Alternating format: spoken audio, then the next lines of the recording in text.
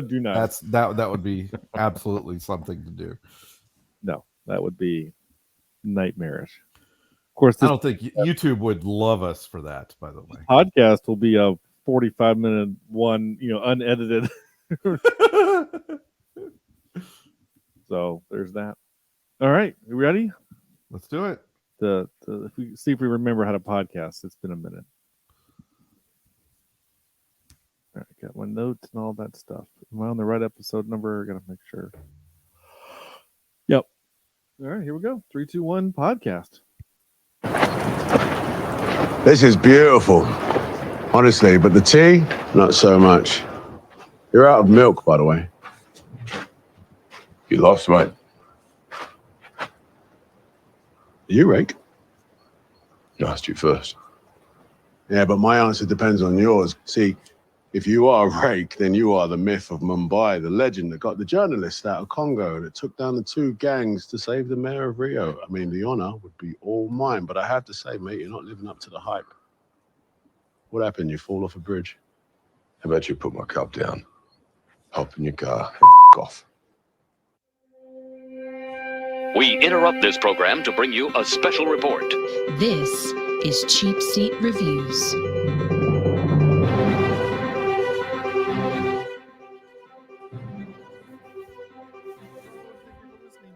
Cheapseat Reviews, the podcast that explores the Hollywood film industry for the greater good. The greater good. I think I can barely hear him. Are we podcasting now? Is that what we're doing? I don't know. I can't tell. I thought it was ASMR. I thought so too. It was quite the experience there for a second. Is it? Can you hear me fine? Oh, there you are. Nothing has changed. I didn't do anything. Maybe just had to warm up. I don't know. That was yeah. Your mic seems to always need to warm up, so maybe that's what it was. That's my. It's been like 8 months since we've used it, so gaming headset. That's so funny, like because we're talking pre-show fine. Yeah. And when I started talking during the intro, you both had that confused look, like, "Wait, what's going on? What's happening?" We couldn't hear you. Is the problem? Yeah. That was weird. Yeah, nothing changed. I'm looking at my settings, making sure everything's fine. All right. Well, yeah. Hey guys, how you doing? Hey, good. How are you? I'm all right. It's been a minute, hasn't it? It has been. Yeah. With all the craziness, if we thought earlier this year was crazy, the startup of school, vacations, it's just been nuts. It's been nuts. Yeah. Yeah. Well, that's different. Talk again. I did make an adjustment this time. So, there he is. That's the sweet, voice we've been waiting for. Yeah, I unboxed everything a couple of days ago. I hadn't had a chance to really test it out yet, so I apologize. You press a button? Is that what that would happen? I turned the knob a little bit. Yeah. So I got to take a minute and just ask this question. And I know in asking this question, I myself am epitomizing what I'm about to ask. But in your lives, has everyone just been negative lately? Oh yeah, including myself. Yeah. Have you? I know. I agree. You guys gone through this? Like everything negative. I was so looking forward to podcasting with you guys tonight because I just need some escape from the negativity of the world. So I'm glad I get to spend some time with you. Yeah, I hate that's happening. Just don't complain about anything. Yeah, no, I hate that that's happened to both of you because it's been, other than the fact that we didn't get to record last week because I had to have a tooth pulled. Yeah. Was it extracted? Yeah, it's so funny too because you made that joke. It was like, because on Tuesday I was like, "Hey guys, I just had a tooth pulled. I can't do the show tonight." And you're like, "But we're doing extraction."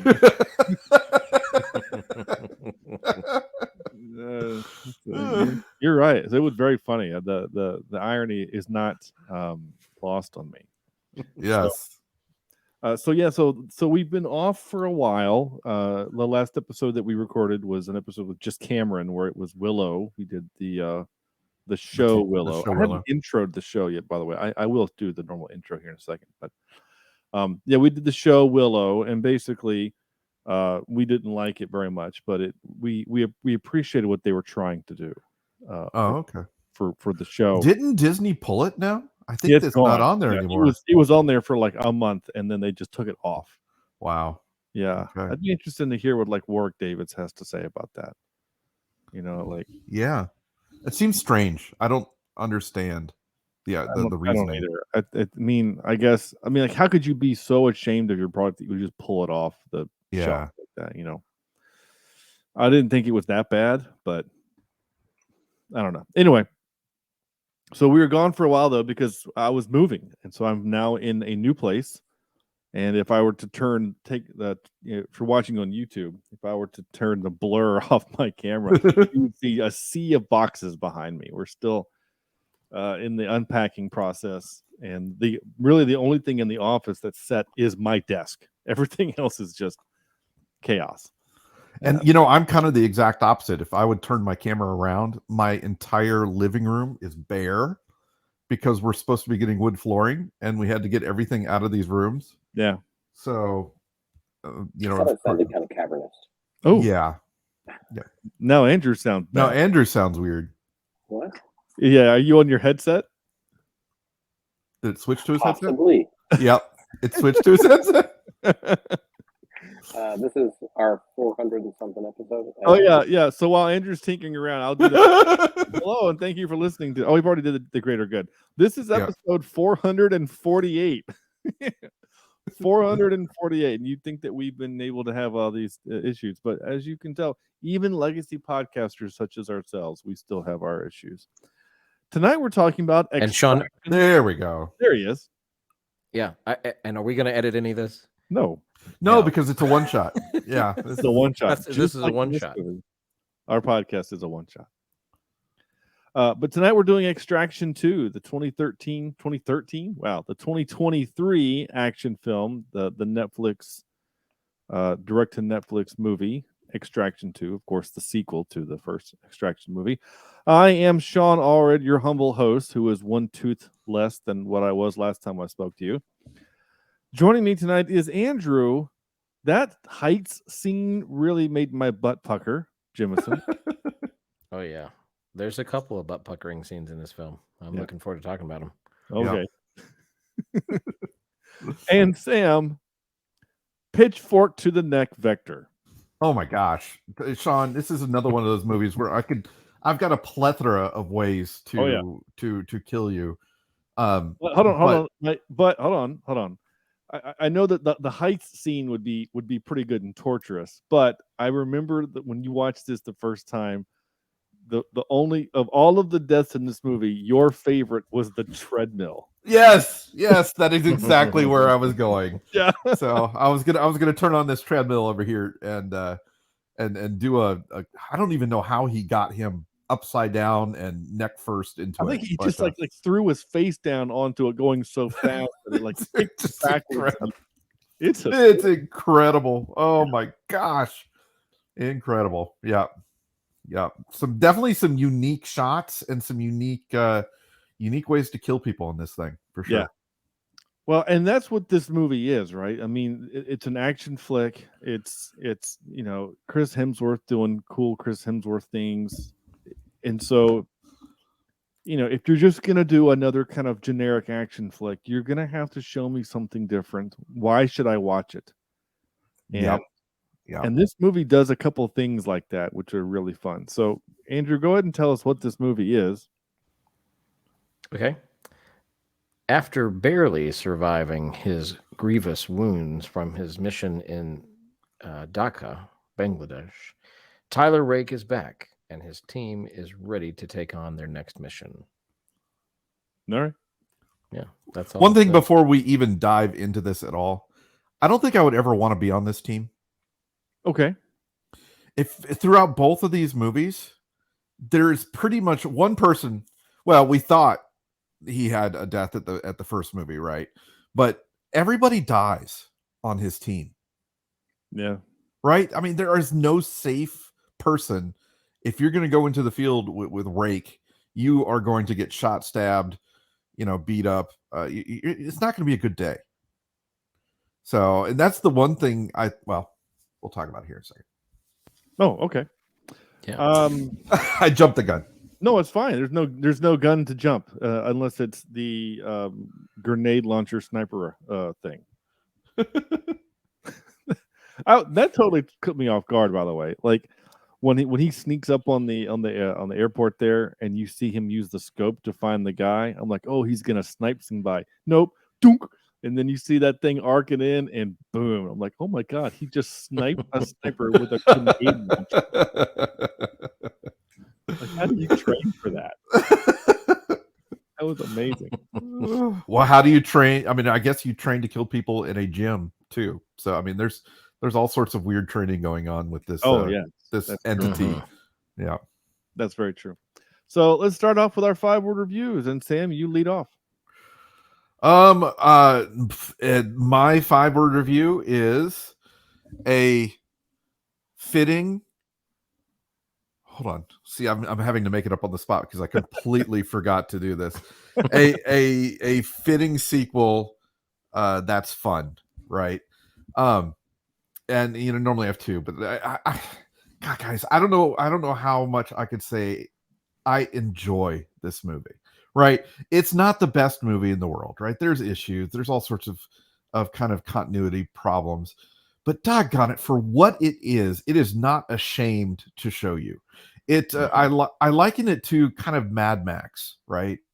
Mad Max, Thunder Road, or not Thunder Road, not Thunderdome. Yeah, I like Thunder Road better. Is it Thunder Road? It's Fury Road. Fury Road. Thank you. Robin's racing in post-apocalyptic Australia. Oh, I like that. Yeah. Right. It focuses on the action, and I thought it took a little while to get. I was a little put off at the beginning of the movie, but holy crap, when that prisoner whistles in the prison and the one shot starts, and for 21 minutes straight, you are on the edge of your seat wondering how in the heck this thing is going to happen. And you've got everything from, one-on-one fights, hands being split in half, being hit in the head with a brick, to freaking choppers, falling around your train. And then, of course, you end with the train crash. And it's just, and there's so much more in that 21 minutes in between those points that it is just, I watched it again tonight, trying to impress my wife with it, but she didn't care. But I was still sitting here thinking, holy crap, what a masterpiece of action shots. There was a little bit of shaky cam in there, which I don't appreciate, don't really like, but it's generally pretty clear on what you're watching. It does a good job of showing the skill that Rake has with killing people and with getting out of bad situations. And he is not immune to getting stabbed. He's not immune to almost getting knocked out by a brick or getting hurt. And I love that. I love that there's a sense of stakes with his character, that he is not totally plot armor on him. And I'm very much looking forward to more movies with Rake. Well, they've already announced the third one. So. Yeah. And I've noticed this is why it took me this long. These one shots that are in both of these movies, the first one and the second one, are the actual extraction. Right? Yep. When they get the person, when the extraction really begins, it starts these one shots, and I think that's brilliant. And I hope they continue to do that. I really do, because it is so much fun. Yeah, it is so much fun. And I noticed this time too, there's no music during that 21 minutes. It's all sound effects. It's all crunching of bones and shots being fired. You are literally right there with him with the camera in this situation, and I just thought it was great. So let's stay here and talk about this one shot for 21 minutes straight. Yeah. So if you haven't watched the movie, and I know that we have some listeners for the show that this is not their kind of movie, and I get that. Right. Rosie probably won't enjoy this movie. It's a little too violent. the scene where he does crack the guy's hand in half, like and my wife almost like lost her dinner on. Yeah. I mean, think about that. Look at your hand, and like the force it would take to get that sucker separated like that. Yeah. That was rough. That was rough. So yeah. So when the to your point, so what made the first one shot so impressive was we weren't expecting it. Right. Like, we didn't know it was going to happen. Yeah. And all of a sudden, you're like, and it was really well done. And you're like 4 or 5 minutes into it, and it's like, wait a minute, we haven't had a cut, and we've gone from inside to outside to broad daylight to through the cars, into the cars, and out of the cars, and things like that. So of course, the Russo brothers who produced this are going to have to find a way to step that up, right? Right. So not only do we start in a dark prison, which by the way is the same prison from Mission Impossible 4, which is kind of fun. Huh. It's the same filming location. So we have a dark prison, and then we go up. They have the fight a little bit through the prison, right? Then they go downstairs, and then they have the fight with the evil brother, right? And the Wishbone. I was not expecting him to die in that instance, by the way. Not that soon, but it does give motivation to the main villain why he's so motivated to kill Rake. Yep. So then we go upstairs, right? And then we get into the courtyard. So now we've the big difference is, so in the first one, the combatants are pretty small number of combatants that it's a lot of one-on-one Hemsworth fighting, guys one-on-one. Even though when they're in the street, there's a lot of, like extras and stuff, but they're far enough in the background that you don't really pay attention. But when you get into that prison yard, there's like 20 or 30 choreographed fights that are happening. So you've got fights that are on the periphery, right? And then you got the people that are engaging him one at a time, as they're fighting. And it's just incredible because it's such a choreographed ballet between the actors and the camera crew. Yeah. Because they have to go a certain way and they have to move a certain way to get the light right in the thing, and then there's sort of shake. And then I loved that they said the director says, okay, not only are we gonna change lighting and style, I'm gonna change the camera mount and go, so when he gets hit with the brick, we're gonna go to that mount that's attached to the actor, so the camera follows the actor as he's kind of like waking back up and getting the bats out of his ears, the bells, like when you get your bell rung, Yep. I'm not using the right words, but anyway, like they go to that, and then the camera gets removed from the harness and goes back to the fighting. It was so incredible.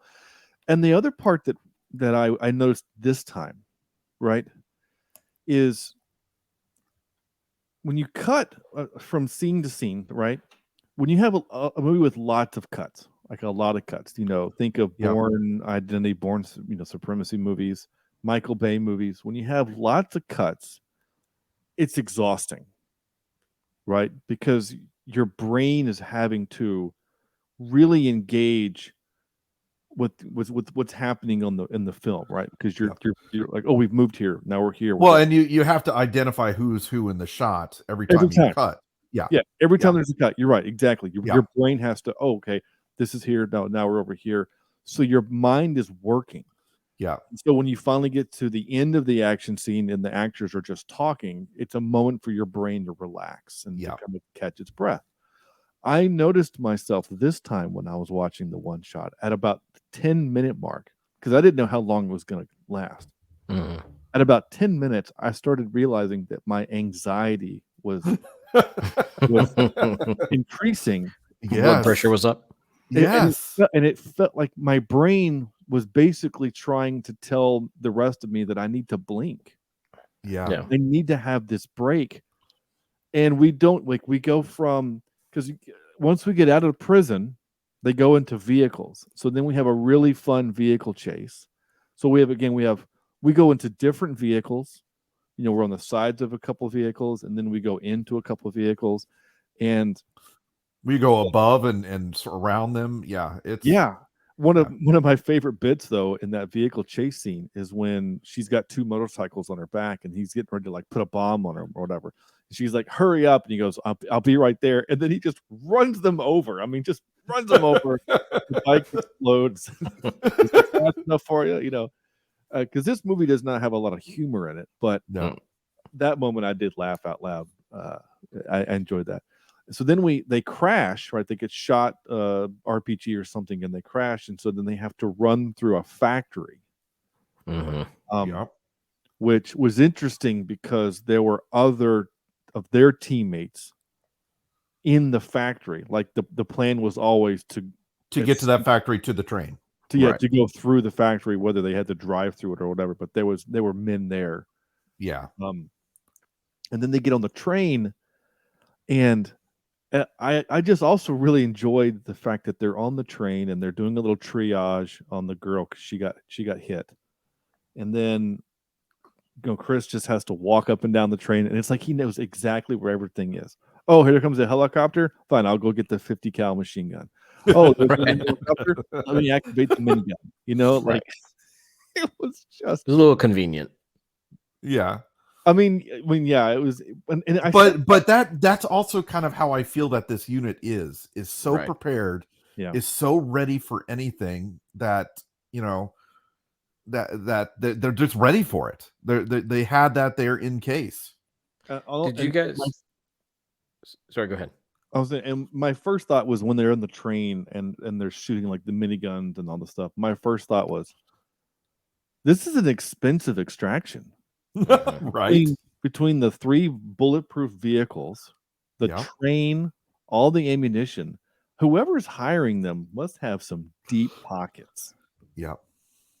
So not to mention that they're paying all of these, which I would guess would be what do you call it, for hire mercenaries, right? They're mercenaries. Yeah. So each life they took probably had some sort of price that would have to be paid out. So it's very expensive, I would think. Yeah. Did you guys feel that the train portion, did you feel like that train track was like either really short or they didn't go very far, did they? It didn't get them very far away from the factory. Like, the only thing I can think of is it was supposed to be a longer trip, and the bad guys somehow ahead of time had changed their track, because when T was up top and he shoots down the helicopter, that's when you hear the ding ding ding ding ding, and he goes, we're at the end of the track or something like that, and like he's like, "I tells her to stop," and she can't. I guess it made me feel like they were maybe supposed to go, but like then they got on a helicopter pretty quickly after that or something, right? Or they I mean, I guess mainly it was just because it was such open ground from the factory to where they needed to go. They needed some kind of armored protection. And so I guess they just... I mean, I understand why it was used, but I remember thinking, well, that's the shortest train ride since Tweetsie Road.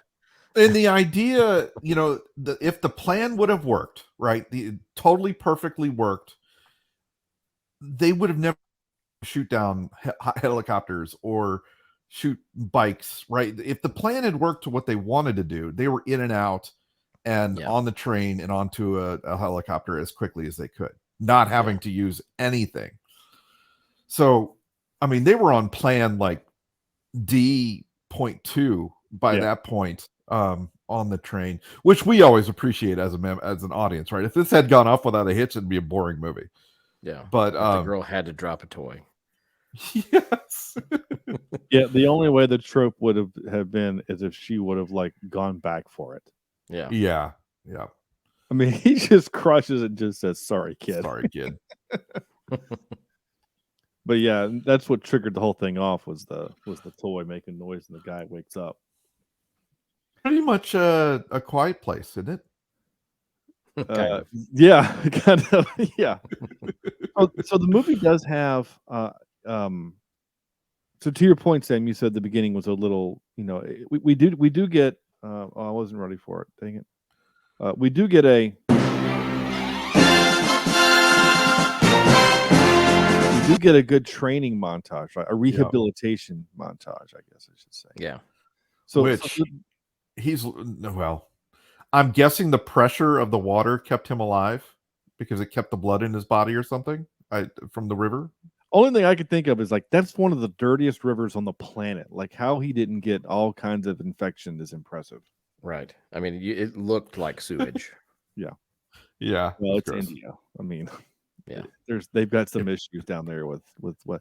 I also find it really interesting too. So these two movies are shot in places with bad guys who are not on our typical bad guy radar, right? You don't think of India as this mecca of crime bosses, right? Right. And I couldn't tell you in the history of films that I've watched where the bad guy was Georgian. Yeah. You know, I couldn't. But that's what's interesting too. I like that. I like the settings. I like, I like that we're not in some sort of terrorist camp or it's not Saudi or Arabia, Russia, or just Russia. Yeah, exactly. And that makes it. That just we're makes it more interesting. We're in Vienna. Having a shootout in Vienna. How cool is that? Yeah, it was. But yet this movie has. It's like at the three main action scenes, right? You got the extraction, 21-minute one shot, and then you have the shootout in Vienna, and then the shootout at the end at the airport, which honestly was a bit of a letdown for me. Oh yeah. Not that it was bad; it was still good, but to have it was almost like a step down for each action shot, right? So you had the 21-minute, you had the Vienna, and then you had the end church kind of thing. And it just felt like they put all of their effort, not all of their effort, but it just felt like there was more oomph in the first act than there was in the finale.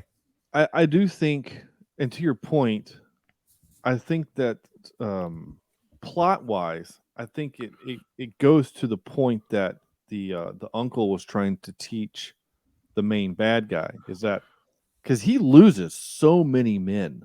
Yeah.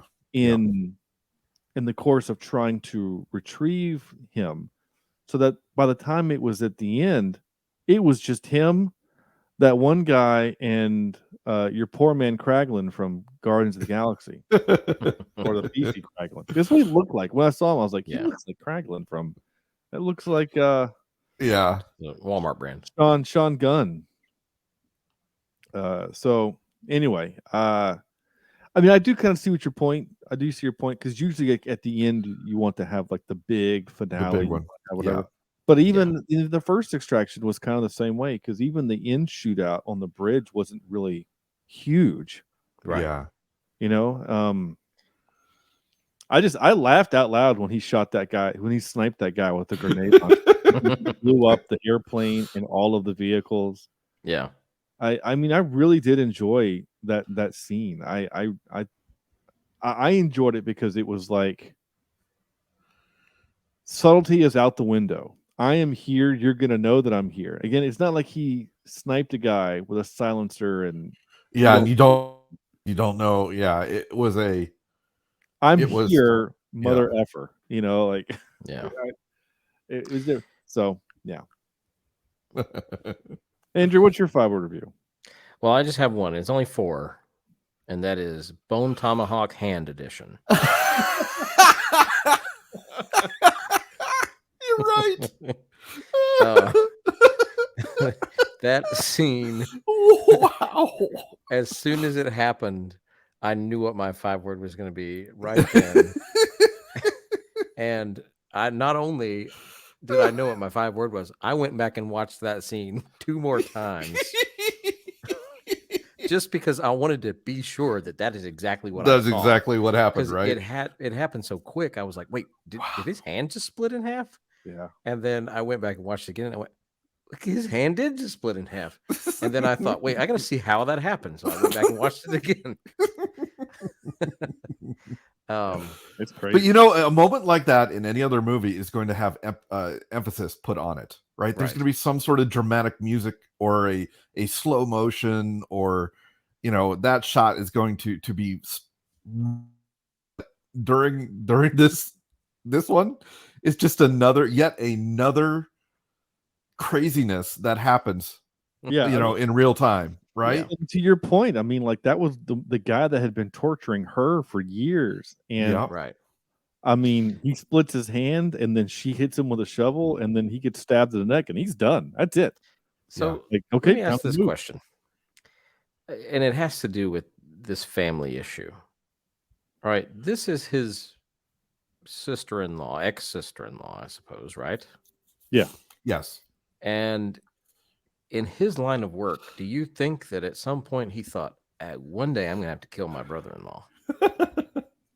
Like, how do you do what he does and not know that your brother-in-law is? Well, I mean, I've known for years that I'm going to have to kill Chad one of these days.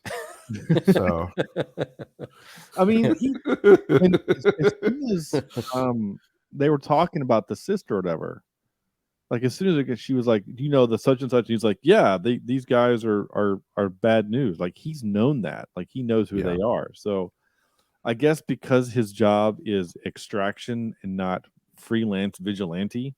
Yeah. I guess maybe that's why it wasn't on his radar. But once he got told by whoever Idris Elba's working for that you got to go get him because he's going to kill them. Yeah.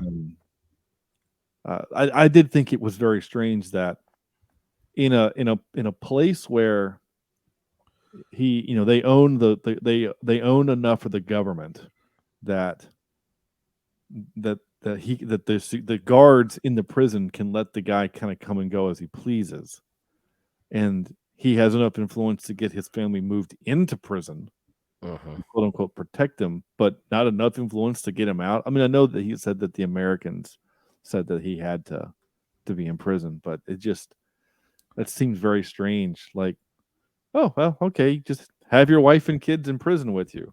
And of course, he was like, "Hey, it's time for a conjugal visit." She's like, "No, not tonight." And of course, he slaps her. Yeah, I did wonder, does that actually happen? I mean, can your family be imprisoned with you? I don't think that's in real. Georgia, apparently. Yeah. Well, I mean, I know not here, but like, does that happen in other countries? That's the first I I've have no heard idea. of that. I don't know. Sarah said, "God, prisons in other countries are awful," and I said, "Yes, but their hospitals are better than ours." True. And their schools. Yeah, most of them. Yeah. Or at least the cafeteria food in the schools. Sure. My 5-word was just simply action-packed, fun one-shot. Yeah. I mean, and I'm not saying that the only reason why you should watch this movie is for the one shot. I'm not saying Well, when the one shot is a good quarter of the movie? Almost, yeah. I mean, you kind of are watching it for the one shot. The one shot is done so well that if you don't really know that if you're not really paying attention, you don't even realize it's a one shot. Yeah. And that's the point, right? And that's why Sean was getting anxious and not blinking. Right. Because you're just it just keeps going and going and going. That 21 minutes does not feel like 21 minutes. No. It just goes by so fast. And it really is. I mean, if you watch this, that 21 minutes is so well done because they're in a prison, they're in vehicles, they're on a train. Right. All this happens in one shot. And it's amazing. And I'm sure that it wasn't one take, and I'm sure maybe it was, but I'm sure that it was. There was 43 different cuts, I think. Let's see, 4 to 5 minutes, 4 to 5 months to rehearse and 29 days to shoot. Yeah, that's what I was gonna say. I'm sure it was a lot of rehearsal. I hadn't read any of the trivia. Well, especially that the main outdoor area where there's 50 people going at it. Yeah. Right. And then the riot gear and everything. Oh, jeez. I mean, it was just incredible. Yeah, I do love when somebody throws a Molotov cocktail and he blocks the field, but his arm is on fire and he's still punching people with his arm on fire.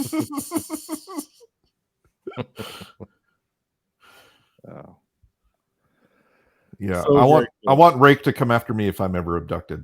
So, well, yeah, of course, but the problem is that neither one of us can afford to hire him. True. Oh, that is true. So you're on your own, pal. Sorry. Shoot. I did a little just a quick Google search on the scene and the 21 minute. He said they're talking about the scene where his arm is on fire. He said 7 or 8 takes. I think we had Hemsworth shared. It was fun. As soon as my arm was lit up, it was action because it would burn for probably 15 seconds or something. And by the end of that little sequence of punches and kicks and so on, if the fire wasn't out, my instructions was to pat it out myself. It felt cool. It felt fun. Hopefully it'll look cool. So that's real. For some reason, I thought that was CGI fire. That was real fire? It was real fire. His arm was on fire. Holy crap. Yeah. Wow. Okay. Wow. Yeah. That's pretty cool. Yeah, it is cool. All right. Anyway, I could keep reading that article for a while, but I won't. I didn't take many notes for this movie because there wasn't a whole lot to really talk about or write notes about, just because so much of the movie, I mean, I'd say well over half the movie is just action sequences. So when you're in the middle of an action sequence, I don't want to turn my face. Like, I don't want to look down the computer because I'll miss something. I'll miss a cool way someone died, I tell you, Mr. Juggernaut going after the woman. Oh my god! And the woman taking him down was amazing. That was quite incredible. Yeah, I'm glad you said Juggernaut because it did remind me of Modern Warfare 2. Yeah, right. Yeah. So here's my notes. This is literally all my notes, right? First note, that's a nice hospital. Definitely not America. Second one, pitchfork to the neck. Third, they probably could have given him an easier place to retire to. Yeah. Fourth, training montage. 5, that 21-minute one shot was insane. Number 1 looks like Kraglin from Guardians of the Galaxy. And I don't think I've ever seen a grenade launcher as a sniper. That's it. That's all my notes. That's all. Yeah, nice. Yeah, there's nothing else to talk about. I mean, it's just, yeah. It's so much fun to watch. I would have loved to watch this for the first time with you guys. Yeah. Yeah. Like and in a theater, right? And just the just oh my god, and it would have been a lot of fun to watch with an audience. It really would. Yeah. And if you are an action buff, this series is for you. Like, yeah, this is there's no other genre you can place this in other than action, because it is just we didn't talk about the end really of the one shot where the train wreck. I mean, we mentioned it because of the short track, but the holding on, like, hold on, and they strap these guys into these nets, and then you just see him get flung to the back of the car. Yeah. And just bounce around while the set's rotating. Yeah. It's so crazy. Good. Yeah, it's so good. And I liken it to when you first watched the Jason Bourne movie and the action shots in there. We were all open mouthed, agape at those types of things. This gave me that same feeling. Yeah. Or especially the first one, because but this just builds off of it, and I think they did such an incredible job giving me those moments of holy crap, what did I just watch?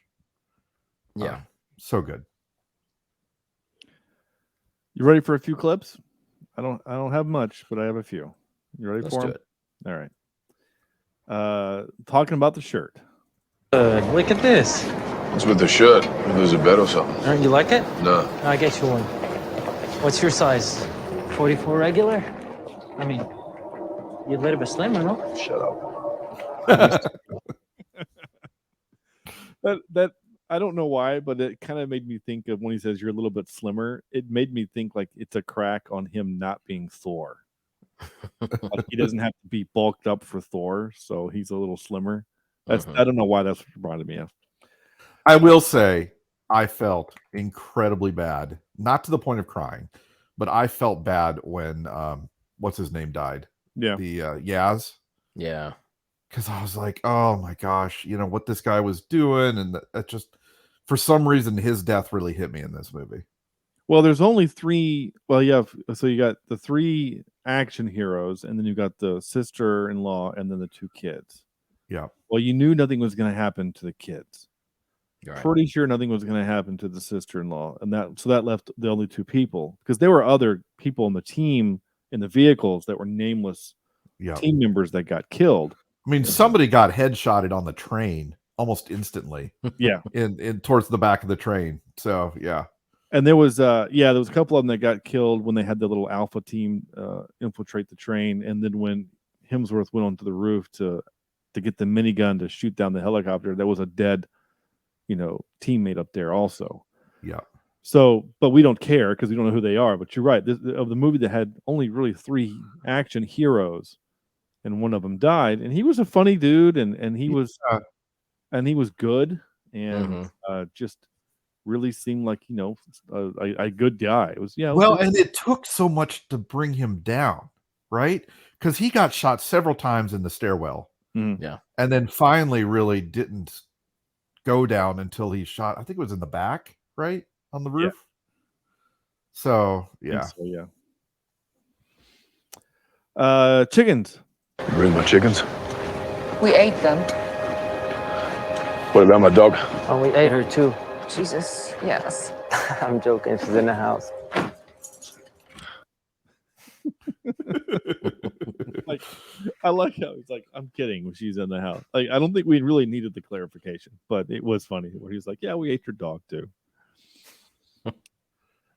This is a very tropey line that is said a lot in action movies. We're going to enjoy killing you. Yeah, get in line. The get in line. Yeah. A lot of that. If there was one scene that I thought was a little over the top / 90s, 80s action movie, it was that rooftop scene on the glass. No. Between the 3 of those characters. God, it made me uncomfortable, man. When the glass started cracking under their feet. Well, the first butt pucker was when he dove after her and he's grabbed her and he's holding on while he's got his arm hooked on one and he's holding her just dead, hanging her body, and I'm like, oh, son of a. Actually, really, the first butt pucker, the really first one, was when the kid and him are having the heart to heart, and the drone is slowly floating away from the balcony, and I'm like, the only thing holding up that kid is a little piece of glass. Like, oh my god, like that gave me such anxiety. It really does. That stuff bothered me. So, and by the way, that movie that you wanted us to do, Sam, just to torture me, the Height movie where like the 2 girls. Oh yeah. It was on a reel. It's like I saw part of that movie on a reels thing where she's trying to charge her cell phone. She climbs up to the very, very top, unscrews the light bulb, and she's trying to connect the thing inside to charge her phone. I saw that part and I was like, dang, yeah, that's high up. That's uncomfortable. So even on my phone, I was getting a little sweaty palm. Maybe we'll do it for the show. I don't know. We'll see. I did like this line. Why don't you tell me where you are and we can finish what we started? Want to negotiate? At the airfield by St. George's Church. I'm not coming to negotiate. I'm not coming to negotiate. I'm coming to blow everything up. With a sniper grenade launcher. That's right. Last line. This made me laugh out loud. I have enough stuff.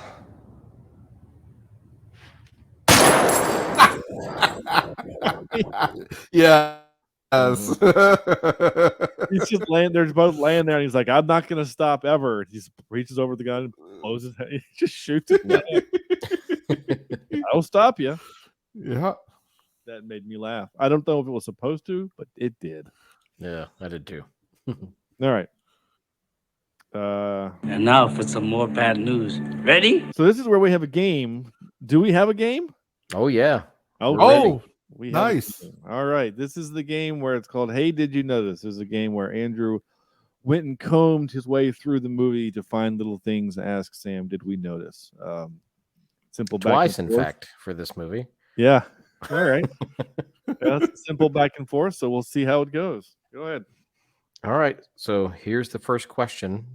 And Sam going first? Is that how? Sure. Sure. Okay. Yeah. All right. In the hospital at the beginning, Rake is having his mustache trimmed and then his fingernails clipped. Which hand and which fingernail was being clipped when it's shown on screen? Lord. It's his left thumb. That is incorrect. Sean. It's his right hand. I know that. Yep. Is his ring? You got finger. You're right. Yeah. chance. It's his ring finger. Yeah. Nice. I remember right the ring shot finger. because I remember the shots looking down at the hand, and then you're looking up and you're seeing his face and profile. So that's how I know it's his right hand. Yeah. So, all right, Sean, this is yours. When buying the chickens at the market, what vegetable is right beside the chickens? There's a stack of vegetables right beside the chickens. well, usually it's like carrots or something because it's easy to photograph. So That would be a good guess, but no. Yeah. Sam. I would guess squash. Closer. Is zucchini. Zucchini. That would have been my second guess. I got it. All right, so no points there. Sam, when Idris Elba's character shows Rake the mugshots of the two brothers, their heights are listed. What are their heights? Kidding me. 5'10" and 5'11". Yes. What? That's right. Did I really? Yeah. Nice. 5'10" for one of the brothers. I don't know which, and 5'11" for the other. Yeah. Nice, dude. Good job. Dude, that is a total guess. Well, that was a good guess. Yeah, thank you. Thank you. All right, Sean. This one's I'm just gonna lob this one over the plate for you. Okay. So, I doubt the that. family, no, seriously. The family is being kept in a cell in the jail. In what cell number? Because it's not only written on the wall, but they say it in the movie. It's 240, 270. It would be perfect. It would be perfect if it was 2:30 because that's what time you go to the dentist for the extraction. 2:30. Yeah, 2:30. Sam. Yeah, I even tried to look it up there for a second and I couldn't find it. 217. Close. 207. 207. I had the 2-7. I had the 7 and 0 backwards. Gosh dang it. 207. All right. And last question. This is for the win because you both have 1 point at this point. Okay. And this goes to. I've lost my train of thought here. Should be Sam. All right, Sam. So, what food does Nick bring the girl when she's in bed, recuperating from her gunshot? The What little girl. food? She brings her a plate of food. What is on the plate? It looks like mashed potatoes. No. No. So Okay. how many items am I going to have to guess? I will say there are 3 items. There are there's 3 items on it. I remember a piece of cake. Yes. I don't know what kind of cake it was, but it was like a very large piece of like chocolate vanilla cake, and then the other one was a croissant. Yes. And I thought, my God, like how much sugar are we going to give this person? Yeah, that's 2 of the 3. I don't remember the third thing. Those are the two primaries. There was a croissant, a piece of cake, but it was like another starch, right? It was like another bread item, wasn't it? Yeah. Yeah. It was like well, think about where we are in the world. Well, they're in Venice at this point. A cannoli. So, an apple strudel is the other. Strudel. Okay. I knew it was a pastry, but I couldn't remember what. Well, I don't know that it was apple. I assume, but it was a strudel. Some kind of strudel, yeah. But yeah, I mean, but seriously, Sam, this piece of cake was like this big. It was almost comical how big it was. Yes, because when she brings the plate, my wife says, "Good Lord, that's a lot of sugar." I was like, "Can we get this kid a piece of fruit or something like orange slices?" You know? Yeah. So I guess that's worth 66.6%. So Sean got 1.66 points. Yeah, repeat. Okay, there you go. Yeah, it's good enough for a win in my Good book. job. Good job. Cool. Yeah. So there we are. Thank you, Andrew. I'm still impressed with your spot on guess of 5'10" and 5'11". That was pretty good. Yeah. It's Okay. Common Heights. That's the only thing I can think of is Common Heights. Yeah. Yeah, you're not wrong. All right, time for this. Wait, what's supposed to happen? This is where we give this movie a score from 0 to 10. Do you guys want to know what we gave Extraction 1? You guys? Yeah, if you've got it up, I'd like to know. Yeah, it's been a minute since we've. So we gave Extraction 1. Andrew gave it a 7.2. Whoever our guest was gave it a 7.1. I don't have written down who our guest was. And Sam gave it a 7.7, and I gave it an 8.1 for an average score of 7.75. 7.52, excuse me. Huh, okay. That top 3 category was One Man Army. I like that. Nice. Yeah, I thinking back, I might score that a little higher. Yeah. Than 7 or 7.2, whatever I gave it. Yeah. That's okay. Gosh, that episode was 294. It doesn't feel like it was that long ago. I don't know why, but it was a while ago. Yeah. All right, Andrew, what you got? Well, on IMDb, it's a 7 out of 10, just a flat 7. Yeah. I can't really say if I liked it better than the first because it has been a while since I've seen the first one. So I'm just going to give it the same score that I gave the first one because it's equally good in my opinion. Okay. So a 7.2. I like it. Sam. I'm going to say I'm kind of there with Andrew. I like it just as much as the first one. I wish I would have put it maybe another 0.1 higher. I'm going to say 7.7 again. Okay. And actually, I think I'm just gonna. Well, if I give it the exact same score, well, no, we don't have the guest to change the score. So, if I give it an 8.1, which is what I gave it last time, it actually gives it a 7.6 repeating, which is I think okay. That doesn't mean this is going to rank a little higher than the first one, though. Maybe I think they're equal. I mean, I do too. I feel like they're pretty much the same movie, and I'm okay with that. I think. I mean, there's the first one had a little bit of a plot twist and a little bit more team killing kind of a thing, and I don't know. I really enjoyed this. This was a good time, and and at 8.1, so I'm okay with that. 7.66 repeating. That's fine. Yeah, I'm totally okay with that. Extraction 2. Go watch it. If you got fun. a couple hours and you have Netflix, go watch it. It's like you should do it. Do yourself a favor. But that's it. That's our show. That's everything. That's how we're gonna end it. I will say this next week. Ooh, you guys, next week. So excited. So excited. So next week's movie is a movie that has been delayed not once, but twice. Just like moving into my house, it's been delayed twice. Or my flooring. Or your flooring. And because of the delay, I have now watched it 3 times. Are you going to watch it again? I might. I really might. Because next week we're doing Dungeons and Dragons Honor Amongst Thieves. And my gosh, I cannot wait to talk about this movie because I have enjoyed it so much, and I was so surprised at how good it was when I saw it. It blew me away. I'm so excited to talk about it. We're going to be rejoined by Cameron from the Green Shirt podcast and Open Pike Night, who came on with me to do Willow. That was the episode we were supposed to do it on, was that Willow episode, but didn't work out. So I'm very excited. Next week, we're going to talk about Dungeons and Dragons. If you guys are ready for some fun clips, my gosh, I have pulled a bunch of clips for that movie. So nice. It's going to be a good time. Looking forward to it.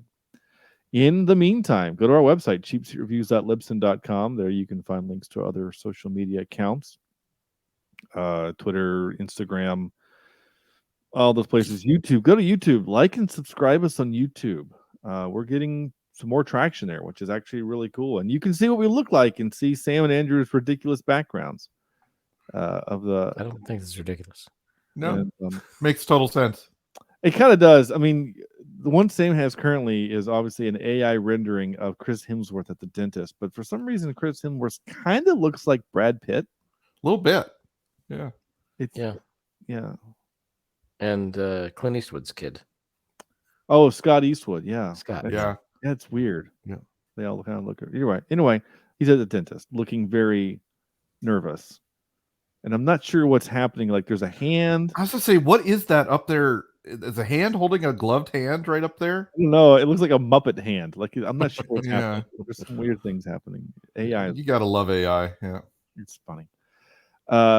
Go do those things as I suggested and help us out. I appreciate it. And also, if you're listening to us on Good Pods, that's cool. I got an email from Good Pods this week that we have ranked number 3 among indie film, like on all indie podcasts in the TV film category. We're ranked number 3, which doesn't make any sense because I never use Good Pods or advertise there ever.